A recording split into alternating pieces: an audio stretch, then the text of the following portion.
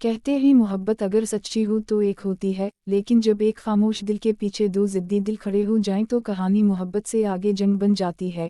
यही कहानी है रोयश की, जो खिड़की के पास खड़ी बारिश को देख रही है। बारिश की बूंदें जैसे इसके अंदर के खौफ, उलझन और टूटे हुए ख्वाब बयान कर रही हूँ। रोयश कम बोलती है मगर इसकी खामोशी में सदियों की कहानियाँ छपी हैं। उसी लम्हे इसके फ़ोन पर अरसलान का नाम चमकता है। वो फ़ोन देखकर हल्की सी मुस्कुराहट देती है मगर कॉल अटेंड नहीं करती, क्योंकि वो जानती है कि अरसलान इसकी खामोशी भी समझ लेता है। दूसरी तरफ हमजा अपनी गाड़ी में बैठा उसी खिड़की को घूर रहा है। इसकी आंखों में मोहब्बत कम और हासिल करने की जिद ज़्यादा है। फ्लैशबैक में अरसलान और रोयश यूनिवर्सिटी के लॉन में साथ बैठे हैं। अरसलान कहता है कि तुम बोलती कम हो मगर जब मुस्कुराती हो तो लगता है सब ठीक हो जाएगा। रोयश नजरें झुका लेती है क्योंकि वो जज्बात को लफ्ज़ों में कैद नहीं कर सकती। हाल में वापस आते हैं तो हमजा ज़बरदस्ती रोयश के घर आ जाता है और कहता है कि मैं तुम्हारी खामोशी को हम समझ रहा हूँ, इनकार नहीं। उस लम्हे रोयश पहली बार मजबूत होकर आंखों में आंखें डालकर जवाब देती है कि खामोशी कमज़ोरी नहीं होती, कभी कभी ये चीख से ज़्यादा ताकतवर होती है।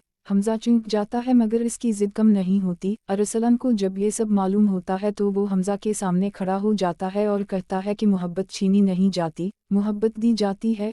हमजा तंज़िया हंसी के साथ जवाब देता है कि जो ना मिले उसे हासिल करना मेरा तरीक़ा है। फ़िज़ा में तनाव बढ़ जाता है। रोयश अकेली कमरे में बैठकर टूट जाती है, आंसू बहाते हुए सोचती है कि दो रास्ते हैं, एक सच्चा मगर कमज़ोर, एक मजबूत मगर बेरहम, और दरमियान में वो खुद खड़ी है। आखिरकार वो सबके सामने फैसला करती है और कहती है कि वो किसी की जिद नहीं बनेगी और ना किसी के खौफ में जाएगी। वो वही रास्ता चुनेगी जहाँ इसका दिल सांस ले सके। वो अरसलान की तरफ देखती है और हमजा की आंखों में पहली बार शिकस्त उतर आती है। मगर कहानी यहाँ ख़त्म नहीं होती, क्योंकि ये फैसला सिर्फ एक आगाज़ है। सवाल ये है कि क्या रोयश का ये इंतखाब उसे सुकून देगा या मोहब्बत की ये कहानी एक नई जंग को जन्म देगी, क्योंकि रोयश की कहानी अभी जारी है।